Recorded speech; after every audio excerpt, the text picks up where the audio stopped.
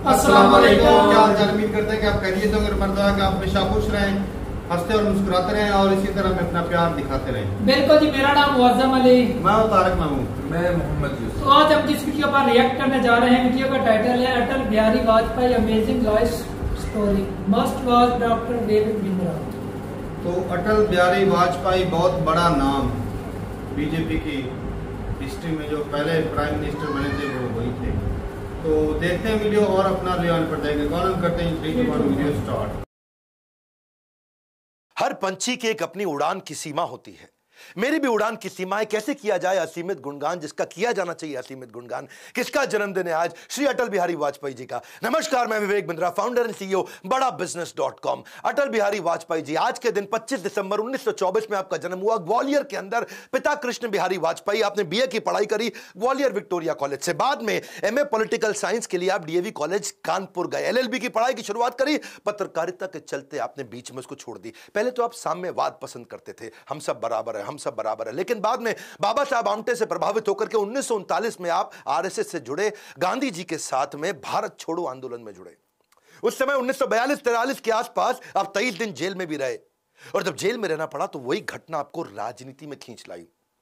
एक अलग ही प्रकार की फिलॉसफी है, पॉलिटिशियन बियॉन्ड पॉलिटिक्स। इनकी फिलॉसफी समझिए, मैं आपकी गलतियों का विरोध करना नहीं छोड़ूंगा। आप गलती करोगे मैं विरोध करूंगा, आप गलती करोगे मैं विरोध करूंगा, लेकिन मैं आपको अपनी गलतियों के विरोध करने के अधिकार को भी छोड़ने नहीं दूंगा। हाँ, देखिए ये ऐसे व्यक्ति थे जिनके कॉम्पिटिटर्स थे पर एनिमीज नहीं थे।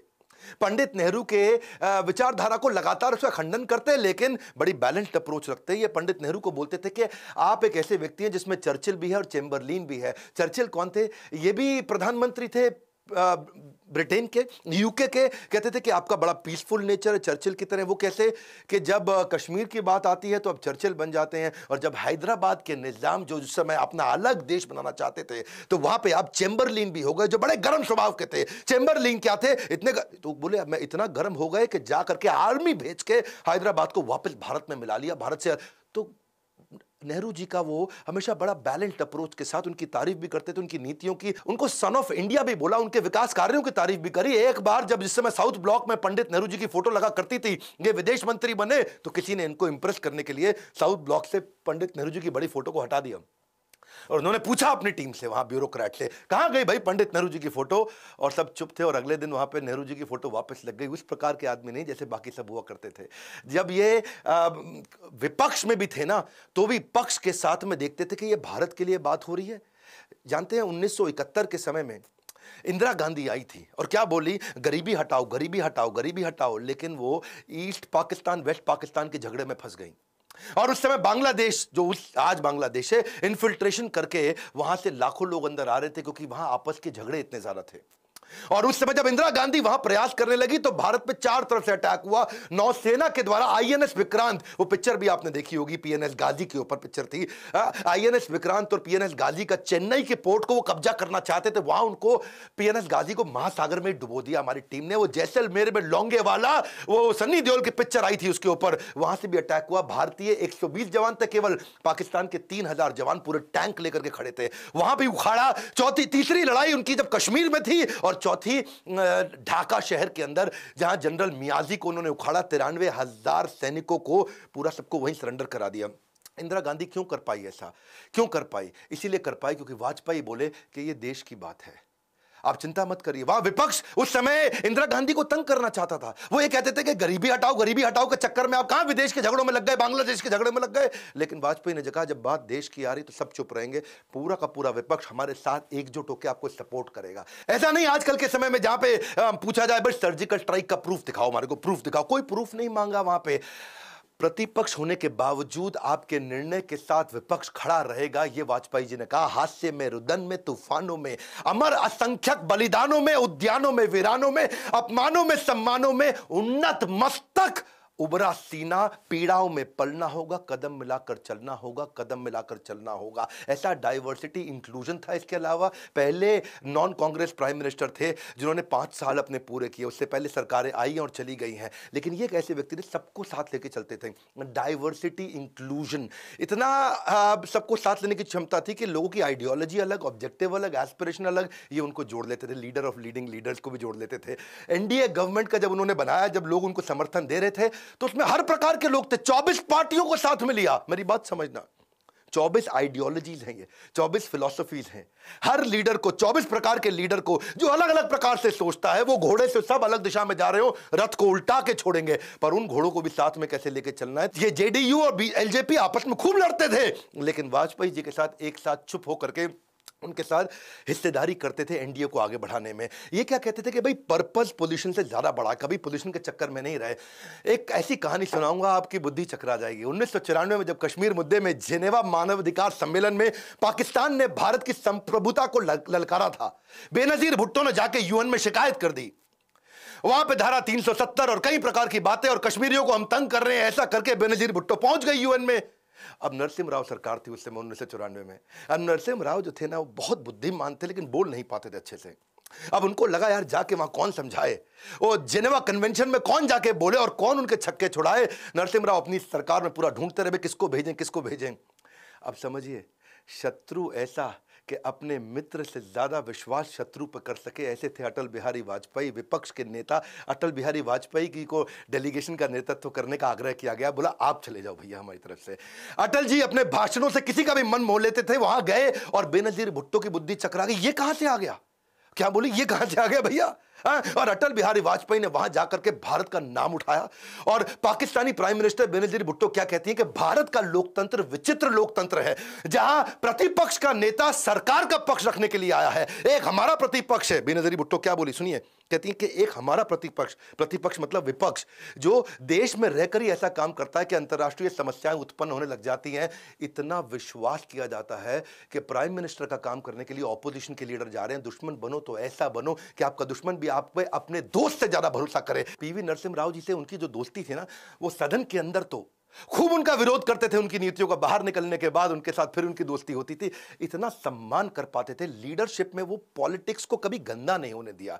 क्या कहते थे कि सत्ता का खेल तो चलेगा, सरकारें आएंगी जाएंगी, पार्टी बनेगी बिगड़ेगी, लेकिन ये देश रहना चाहिए, इस देश का लोकतंत्र अमर रहना चाहिए। खेल तो चलेगा, सरकारें आएंगी जाएंगी, पार्टियां बनेगी बिगड़ेंगी, मगर ये देश रहना चाहिए, इस देश का लोकतंत्र अमर रहना चाहिए।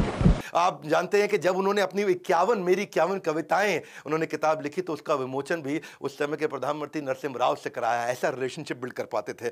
74 साल के इतिहास में पहली बार ऐसा हुआ कि पक्ष विपक्ष के लीडर आपस में अच्छे दोस्त थे। ऐसे थे कौन, प्रधानमंत्री हमारे श्री अटल बिहारी वाजपेयी जी।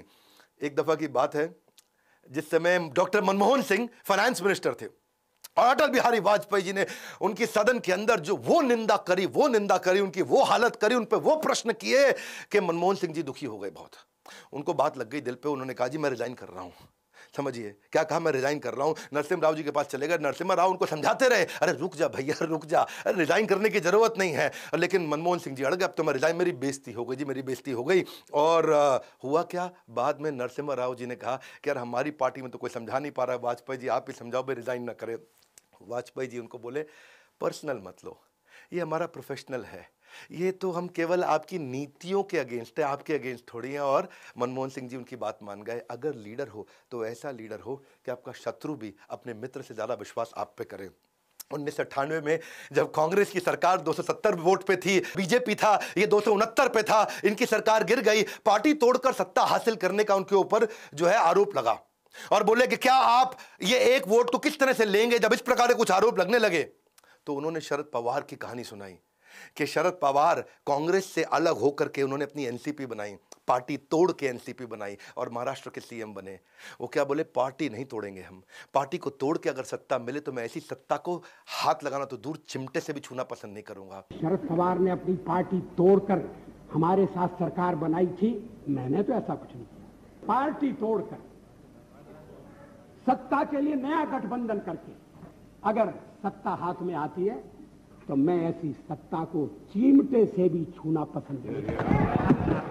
उस समय खैर कांग्रेस के लोग उन पे बहुत हंसे थे, और उन्होंने क्या कहा कि आज तुम मुझ पे हंस रहे हो ना, एक ऐसा समय आएगा जब पूरा देश तुम पे हंसेगा। वैसे उनकी कही बात 2014 और 2019 में सत्य हो ही गई। 18 राज्यों के अंदर बीजेपी की सरकार आई और कांग्रेस केवल 52 सीटों पर सिमट के रह गई। 17 राज्यों में तो कांग्रेस अपना खाता भी नहीं खोल पाई। बहरहाल ये बात आज की ना कांग्रेस की है ना बीजेपी की है, ये बात उस लीडर की है जो आजाद शत्रु है। धीरा धीर जना प्रिया प्रिया करो, क्या अर्थ हुआ? एक ऐसे लीडर था जिसे धीर अधीर दोनों पसंद करते थे। धीर वो जो स्टेबल माइंडसेट का है, अधीर वो जो बड़ा गुस्से वाला है, धीर वो जो मित्र हो, अधीर वो जो शत्रु हो। इनको सभी लोग बड़ा पसंद किया करते थे। ये एकमात्र ऐसे लीडर थे। 1976 का मैं एक किस्सा बताऊंगा आपको। श्रील प्रभुपाद जिन्होंने इस्कॉन की स्थापना करी थी, दुनिया भर में गीता सिखा रहे थे, उन्होंने अपने आज के जो चेयरमैन है इस्कॉन के, श्रील गोपाल कृष्ण गोस्वामी महाराज, उनको भेजा वाजपेयी जी से मिलने। उस समय वाजपेयी जी फॉरेन मिनिस्टर थे, ये इमरजेंसी के बाद की बात थी, और विदेश मंत्री थे। और उनको जाके रिक्वेस्ट किया कि हमारे 500 शिष्य ऐसे हैं जो दुनिया भर में हैं, उनको हम इंडिया लाना चाहते हैं और यहाँ पे आकर के भगवत गीता सिखाएं और उनको रहने के लिए परमानेंट वीज़ा दे दें। वाजपेयी जी ने उनको इतना सम्मान दिया, और जब भगवत गीता की बात आई तो वाजपेयी जी के इस सम्मान को देखा और उन्होंने आकर जब श्रील प्रभुपाद को बताया, श्रील प्रभुपाद ने वहीं पर उसी समय पर भविष्यवाणी कर दी थी कि ये व्यक्ति आगे चल के प्रधानमंत्री बनेगा। वैसे ये भविष्यवाणी तो पंडित नेहरू ने भी एक बार करी थी कि ये व्यक्ति ज़रूर प्रधानमंत्री बनेगा। जब उनकी स्पीच सुन करके वो बिल्कुल अवाक रह गए थे, हक्के बक्के रह गए थे। वाजपेयी जी की लीडरशिप बाय एग्जाम्पल थी। उन्होंने हमेशा जब वो सरकार में आए, देखिए एक बार तो 1980 में उन्होंने बीजेपी बनाई, 1984 में केवल 2 सीटें मिली। उस समय इंदिरा गांधी जी का देहांत हुआ था तो सबका सेंटिमेंट कांग्रेस की तरफ चला गया था। तब इनको केवल 2 सीटें मिली। 2 सीटों से ही आगे बढ़े धीरे धीरे। आगे चल के ऐसा समय 13 दिन की सरकार बनाई, फिर 13 महीने की सरकार बनाई, और फिर 1999 से 2004 तक पहली सरकार नॉन कांग्रेस की जिसने अपना टर्म पूरा किया। बहरहाल जब ये पहली बार सत्ता में आए, आते ही इन्होंने पाकिस्तान को मैसेज दिया कि भैया तुम किसी को भी चुन सकते हो, अपना पड़ोसी नहीं चुन सकते। तुम्हारे पड़ोसी हम हैं, हमारे पड़ोसी तुम हो। कठिन समय में पड़ोसी पड़ोसी के काम आता है, क्यों नहीं हम और आप एक हो जाएं और दोस्ती करें। 1999 में जो लाहौर में जो समझौता हुआ, उसके बाद उन्होंने सदाए सरहद नाम की एक बस सर्विस भी चालू करी दिल्ली से लाहौर तक।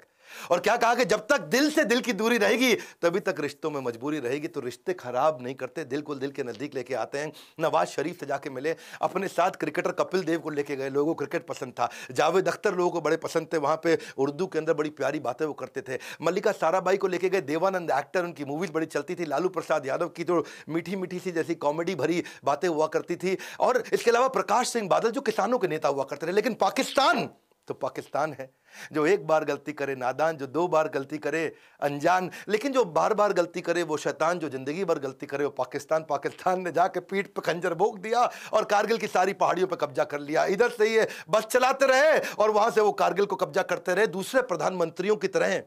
याद रखना, वाजपेयी थे भाई, ये दूसरे प्रधानमंत्रियों की तरह निंदा कर रहे हैं। मुंबई पर अटैक हुआ, कसाव आ गए, हम बड़ी निंदा करते हैं, कड़ी निंदा करते हैं। बोले निंदा फिंदा कुछ नहीं, जिंदा नहीं छोड़ूंगा। और पूरा कारगिल जीत के आए, सबको उखाड़ दिया। और इतना ही नहीं, मुंबई अटैक को तो छोड़ो, वहां तो केवल निंदा करते रहे, यहां पे इन्होंने अमेरिका भी चिल्लाता रह गया, कोई बंदा नहीं लेकर के आएगा किसी प्रकार का परमाणु परीक्षण। और ये क्या किया इन्होंने, जाके अंडरग्राउंड चुपचाप, ऊपर से सर्वेलेंस चल रहा है, ऊपर से इनके सैटेलाइट घूम रहे हैं, सैटेलाइट में आधे घंटे का टाइम मिल रहा है, 1 घंटे का टाइम मिल रहा है, अंडरग्राउंड जाके पोखरन में पूरी तैयारी करी। भारत का सीना गर्व से ऊंचा किया, मालूम था सबको कि पाकिस्तान तैयारी कर रहा है। तो वाजपेयी जी बोले अब नहीं रुकेंगे, कुछ भी बोलता रहे यूएस खड़े होकर के तुम्हारे पे हम ऐसा कर देंगे। नहीं सुनी किसी की। 98 में पोखरन के अंदर ही सफल परमाणु परीक्षण किया, पूरे देश को खड़ा किया। उसके बाद जब लोगों ने बोला अब क्या करोगे, बोला बड़ा सिंपल सिद्धांत है, नो फर्स्ट यूज। क्या है? नो फर्स्ट यूज, पहले हम यूज नहीं करेंगे। पहल मैं करूंगा नहीं, धूल मैं छोड़ूंगा नहीं। वन मोर टाइम, पहल मैं करूंगा नहीं, धूल मैं छोड़ूंगा नहीं। डरता मैं किसी से नहीं, क्या हार में क्या जीत में, किंचित नहीं भयभीत में। 2004 में इन्होंने सोचा कि भाई इतने दिन से क्रिकेट बंद कर रखा है, हो गया कारगिल, बात पुरानी हो गई, वापस क्रिकेट के द्वारा रिलेशनशिप बनाते हैं। सौरव गांगुली को बुलाया और क्या बोले, पकड़ो बल्ला, मैच भी जीती है और दिल भी जीती है। ये रिश्ते बनाना जानते थे, लोगों को साथ लेके चलना चाहते थे। Politician beyond politics. एक और उदाहरण देता हूं, रामलीला के मैदान में ये कहानी बड़ी सुंदर, 1977 की बात थी। इमरजेंसी के अगेंस्ट उन दिनों उनकी पार्टी थी जनसंघ, तब बीजेपी नहीं थी। जनसंघ पार्टी को लीड करके रामलीला मैदान में चाहते थे हजारों लाखों लोगों को इमरजेंसी की नीतियों के खिलाफ जाके बात करें। इंदिरा सरकार में संजय गांधी जी ने एक दिलचस्प चाल चली। उन्होंने क्या किया कि भैया 1973 में बॉबी मूवी आई थी, एक सुपरहिट मूवी थी, है जी, हम तुम में कमरे में बंद हो और चाबी खो जाए। लड़के लड़कियां बड़े एक्साइटमेंट से देखते थे, कमरे में हम और तुम बंद और चाबी खो जाए, बड़ा मजा आ जाए। और उस समय बॉबी जो है अपना बिकनी में आई थी उस समय, और बड़ी एक्साइटमेंट थी। संजय गांधी ने बोला आज संडे नहीं है, शायद उस दिन थर्सडे था, बोला आज थर्सडे के दिन इनके कोई पहुंचे नहीं रैली के अंदर, आज मूवी चला देते हैं। शाम को 5 बजे उन्होंने मूवी दूरदर्शन पर चालू कर दी। और लेकिन हुआ क्या, डिम्पल कपाड़िया की बिकनी भी लोगों को रोक नहीं पाई। लोग चाबी खो जाए ये बात नहीं रोक पाई, हम कमरे में बंद हो जाए ये बात नहीं रोक पाई। लोग कमरे में बंद नहीं हुए, रामलीला मैदान हजारों लाखों लोगों से भर गया। अटल जी एक ऐसे नेता थे जिनको लोग पसंद करते थे। सर्दी थी, बारिश थी, लेकिन उस दिन भी रात 10 बजे तक लोग रुके, अटल जी की सारी उस स्पीच को ध्यान से सुना। ये तो ऐसे व्यक्ति थे जो प्रेम करते थे सबसे सारे धर्मों से, ऐसा व्यक्ति नहीं जो उन पे उंगली उठा दे। समोहम सर्वभूतेषु, समोहम मैं समान हूं, सर्वभूतेषु सभी धर्मों के लिए। भारत में ऐसे भी कई नेता हैं जो क्या कहते हैं, हम 25 करोड़ हैं, तुम 100 करोड़ हो, 15 मिनट पुलिस हटा दो, देख लेंगे किसमें कितना दम है। दूसरे एक और नेता महाराष्ट्र से, वो क्या कहते थे कि उस घटना में मेरा हाथ नहीं बल्कि मेरा पैर था। पर अटल जी एक ऐसे व्यक्ति थे जो पार्टी से उठ के बात करते थे। जब बाबरी मस्जिद डिमोलिशन हुआ तो उन्होंने बोला गलत है तो गलत है। उनकी अपनी सरकार थी, बीजेपी की अपनी सरकार थी उस समय, कल्याण सिंह की, उसकी भी निंदा करी उन्होंने। प्रधानमंत्री मोदी को उस समय जाके 2002 में राजधर्म का पाठ पढ़ाया कि राजा के लिए प्रजा प्रजा में भेद नहीं होना चाहिए, राजा को अपना राजधर्म निभाना चाहिए। अपने लोगों में गलती हो तो उसको भी ठीक करेंगे। चीफ मिनिस्टर के लिए मेरा एक ही संदेश है कि वो राजधर्म का पालन करें। राजा के लिए, शासक के लिए प्रजा प्रजा में भेद नहीं हो सकता। कितनी सुंदर बात है ना, एक राजा को अपना राजधर्म निभाना चाहिए। ये राजधर्म निभाते थे, राजनीति कभी गंदी नहीं करी इन्होंने। वोट मांगते हुए सामने वाले की नीतियों पे कठोर प्रहार तो करते थे, पर पब्लिक में आके बोले मैं ऐसा आदमी नहीं हूं जो कांग्रेस की 50 वर्ष की उपलब्धियों पे पानी फेर दूं। ऐसा करना देश के पुरुषार्थ पे पानी फेरने जैसा है। ये सामने वाले के अच्छे काम को रिकॉग्नाइज करना जानते थे, उसकी कमियों को भी उजागर करना जानते थे। कहते थे कि अगर मैं ऐसा बोल दूं कि 50 साल कुछ नहीं हुआ तो देश के किसान के साथ अन्याय होगा, मजदूर के साथ ज्यादती होगी और आम आदमी भी उसके साथ ये अच्छा व्यवहार नहीं माना जाएगा। खुद जीवन भर ब्रह्मचारी रहे, अपना जीवन देश की सेवा में समर्पित करना चाहते थे और कहते थे शादी इस राह में सबसे बड़ी बाधा है, इसलिए जीवन भर ब्रह्मचारी रहे। शादी की बात चलने पर अटल जी को जब एक दिन बोला गया तो 3 दिन कमरे के अंदर जाकर अपने आप को उन्होंने बंद कर लिया। बहरहाल भारत रत्न दिया गया 25 दिसंबर 2014 को।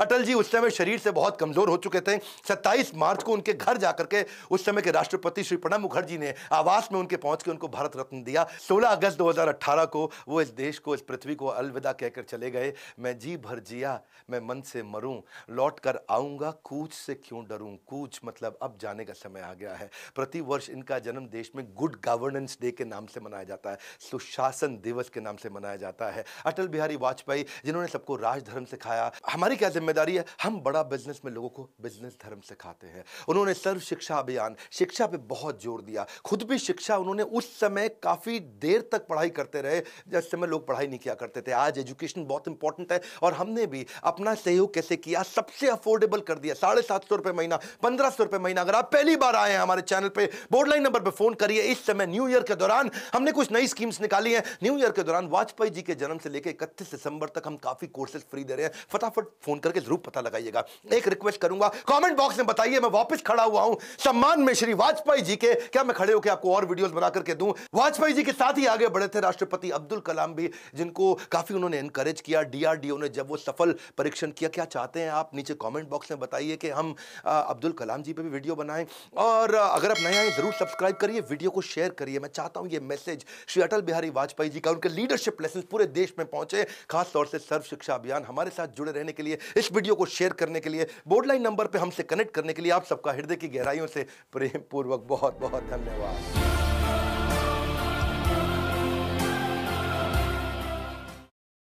चले जी, वीडियो खत्म हो गया। और भाई साहब अटल जी की तो भाई हम पहले भी बड़ी रिस्पेक्ट करते हैं, क्योंकि वो एक महान लीडर थे, इसमें कोई डाउट नहीं, कोई दोहरी राय है ही नहीं। तो जो सबसे बड़ी बात यह है कि भाई एक अपोजिशन लीडर के लिए सबसे बड़ी बात यह है कि उसके वो जो होते हैं ना, जो सत्ता में होता है, वो बस भरोसा कर ले, यही बड़ी बात होती है। और उनकी जिंदगी में ये चीजें हुई हैं बिल्कुल कि अपोजिशन लीडर होने के बावजूद भी उनके ऊपर भरोसा किया गया और उनको यूएन में भेजा गया। तो यार इतने महान इंसान मैंने जिंदगी में, और सत्ता में ऐसे लोग मैंने पूरे वर्ल्ड के अंदर ऐसा लोग नहीं, मैं मुझे अपोजिशन लीडर आप उन्हें कह नहीं सकते। असल में वो कंट्री के लिए सगा बंदा, एक बंदा होता है ना कि कंट्री के लिए, अपने लोगों के लिए काम करने वाला। तो वो ना इंडिया के अंदर इस तरह पहले कोई इंसान आया ना। आज की सियासत तो बहुत गंदी हो गई है, बहुत गंदी सियासत हो गई भाई। यार देख लो पाकिस्तान के साथ ताल्लुकात किस तरह ठीक करने की कोशिश की। पाकिस्तान ने उल्टा बीच में छुरा भी घोंपा, लेकर फिर भी बोला एक मतलब फिर ट्राई करके देख लेते हैं, हो सकता है उनको अकल आ गई हो। फिर भी उस दौर में अगर पाकिस्तान इनकी बात मान लेता तो यकीन मानो आज ये हालात ना होते। तो जो नौकरी वाले लोग मारने को उस असल में जिनके हाथ में हमारी जो है कश्मीर का था वो वहाँ पर ये आज भी हल हो सकता है।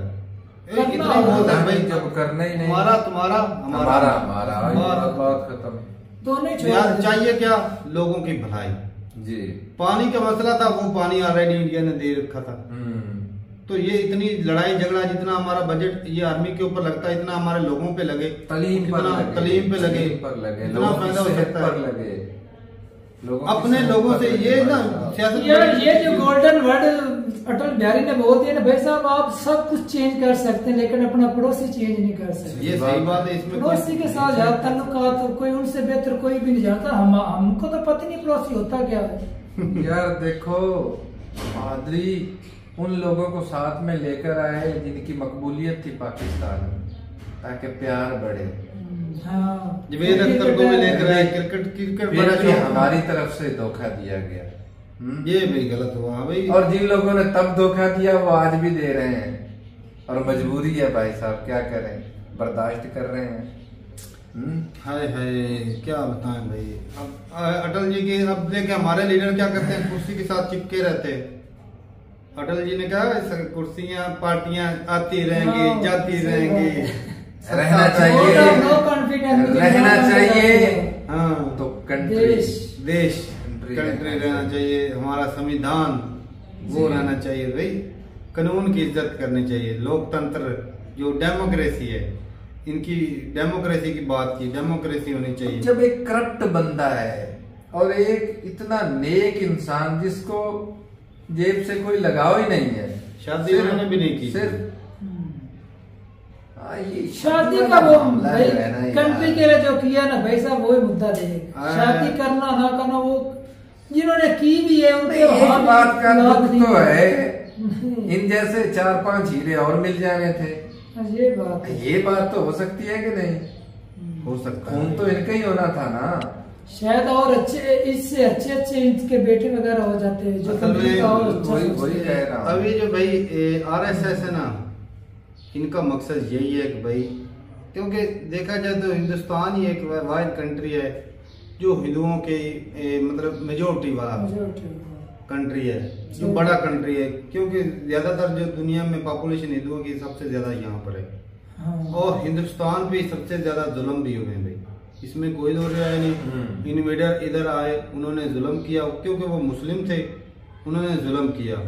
और आरएसएस 1925 को बनी ताकि हिंदुओं और क्रिश्चियन और मुस्लिम के खिलाफ, क्योंकि उस वक्त भाई अंग्रेजों ने भी क्रिश्चियन थे और मुसलमानों ने भी जुल्म किया, इधर अंग्रेजों ने भी कमी नहीं की।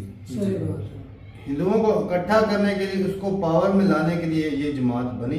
सही। और उन्होंने भाई कोशिश भी, आज भी देख लो, कोशिश उनकी हिंदुओं को पावर में लाने की वो भी रहा। ऐसी बात है। और हिंदुस्तान जो के सारे लोग रहते, एक और जो बड़ा दायरा वो कर लेते हैं, उसमें क्या है कि हिंदुस्तान है और इसमें जितने लोग रहते हैं वो हमारे अपने हैं। सही बात है। और हमने मिलकर इस खित्ते के लिए, इस कंट्री के लिए तरक्की करनी है। उन्होंने की भी। और आज कंट्री के देख लो भाई, कंट्री उसका ग्राफ देखो तो इंडिया का यहाँ से जा रहा है। ऐसी बात है। और पाकिस्तान जो नीचे जा रहा है। ये नहीं, नारा इस्लाम का देते हैं, लेकिन इस्लाम के लिए पाकिस्तान का ऐसे जा रहा है, या इस्लाम के लिए या अपने लोगों के लिए इन्होंने कभी कुछ किया है, कुछ ऐसा स्टेप जिसमें चलो होता है कि मुस्लिम की इज्जत बढ़ रही हो, कोई तो एक ऐसा अंजाम देते, आतंकवाद फैलाते हैं। जब आतंकवाद फैलता है तो पूरी दुनिया में क्या होता है, मुसलमान बदनाम होते हैं कि मुसलमान जो है वो आतंकवादी है। लेकिन इंडिया को जितने भी लीडर मिले उनके जैसा हमारे यहाँ एक भी नहीं पैदा हो। एक ऐसी बात है, अगर एक आधा मिल जाता ना भाई साहब। नेहरू जी की इज्जत करते थे भाई, नेहरू जी की कितनी इज्जत करते थे। कुछ चीजों में नेहरू जी तस्वीर जब हटी हाँ तो हलचल मचा दिया कि भाई क्यों हटाई तस्वीर। वो दूसरे क्या नाम था, मनमोहन सिंह जी को कैसे कर रहे थे, उसको मजबूर भी किया पहले, फिर उन्हें समझाया करती है ऐसे। असल में खामियां बताती है, लेकिन खामी इस वजह से बताती है शायरी आप ठीक करो। शायरी बड़ी करते थे कमाल की, और इनकी अक्सर स्पीच सुने ना तो जिस तरह शायरी होती ना, इस अंदाज में होती थी। और तकरीर करने में तो भाई मास्टर थे, बड़ी कमाल की तकरीर, समझाने का बंदा था भाई, सच्चा और ईमानदार थे भाई। यकीन माने रिस्पेक्ट है उनके लिए, ऐसे लीडर बहुत कम होते हैं जी। तो ठीक है भाई, ऊपर वाला उनकी आत्मा को शांति दे। हम तो दुआ करेंगे कि ऐसे लीडर हमको भी मिले जो कंट्री के लिए खड़े हों और पड़ोसियों की भलाई चाहते हों। तो ठीक है भाई, मिलते नहीं वीडियो के साथ, तब तक के लिए इजाजत दें। अल्लाह हाफिज।